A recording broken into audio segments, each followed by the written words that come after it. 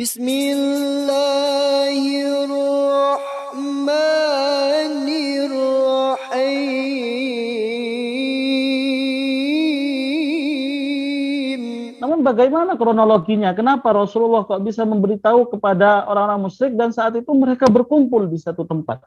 Jadi ceritanya sebagaimana di dalam kitab Ibnu Katsir, Ibnu Katsir berkata, "Anna Aba Jahlin la'anahullah ra'a Rasulullah sallallahu alaihi wasallam fil Masjidil Haram."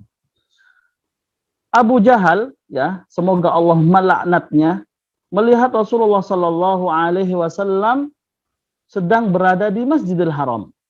Wa huwa jalisun. Saat itu Rasulullah sedang duduk dan wajahnya kayak terkekang gitu ya. Kayak Rasulullah itu wajahnya sedang muram. Faqala lahu. Lalu kemudian Abu Jahal berkata kepada Rasulullah, "Hal min khabar?" Wahai Muhammad, apakah ada berita? Apakah ada berita? Faqala, "Na'am."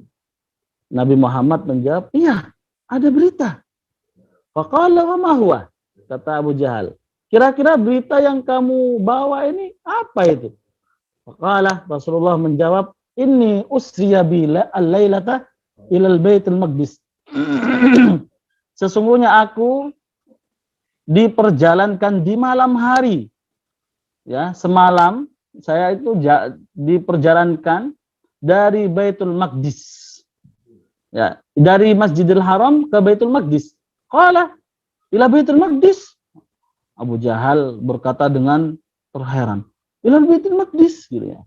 "Oh, kamu semalam diperjalankan dari Masjidil Haram ke Baitul Maqdis?" Kata Abu Jahal. Qala na'am, iya. Karena perjalanan dari Masjidil Haram ke Baitul Maqdis itu pulang pergi ditempuh 2 bulan dulu memakai unta itu. Oh, gak mungkin, katanya Abu Jahal. Ya gak mungkin. Makanya Abu Jahal pun mempunyai inisiatif mengolok-ngolok Nabi, menghina Nabi, mempermalukan Nabi. Bagaimana?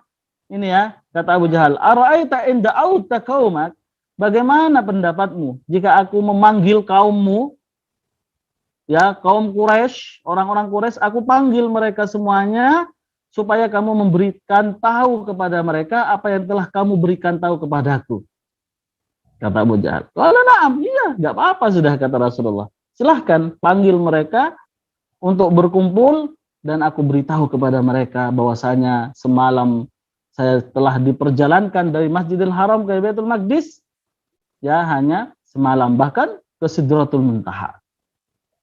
Sehingga Abu Jahal pun saat itu mengumpulkan orang-orang Quraisy, penduduk Quraisy. Lalu kemudian Rasulullah Shallallahu Alaihi Wasallam menyampaikan kepada mereka apa yang beliau lihat, ya, dari perjalanan Baitul Maqdis, perjalanan dari Masjidil Haram ke Baitul Maqdis sampai ke Sidratul Muntaha. Rasulullah sampaikan kepada mereka. Lalu kemudian orang-orang yang pada saat itu hadir mendengarkan berita Rasulullah, faman baina musfikin wa baina musfirin. Jadi yang hadir pada saat itu ada yang bertepuk tangan, gitu ya. Ada juga yang bersiul, gitu ya. Artinya menghina, mengolok-ngolok. Ini mustahil Muhammad. Bagaimana mungkin kamu bisa melakukan perjalanan dari Masjidil Haram ke Masjidil Aqsa atau bahkan ke Samawatil Ula, ke 7 langit, Sidratul Muntaha hanya semalam saja. Itu cukup mengherankan, cukup aneh gitu ya. Nah, ini dipermalukan dengan tepuk tangan dan bersiul itu ya. Takdziban lahu, ya, mengingkari kebohongan baginda Rasulullah Sallallahu Alaihi Wasallam.